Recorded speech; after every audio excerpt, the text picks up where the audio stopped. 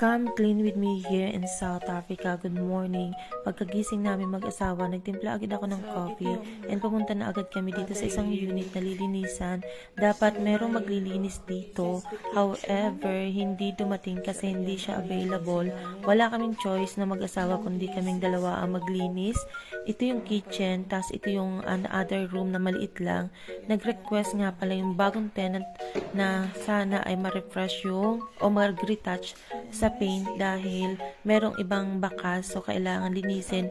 And yun yung CR and shower, and then ito yung other room, and dito naman ito yung mahabang room as well. So bali merong 4 na room dito sa unit na ito, and for family to talaga itong unit na ito. And ako ang magmamap habang yung aking asawa ang nag-retouch ng ibang paint.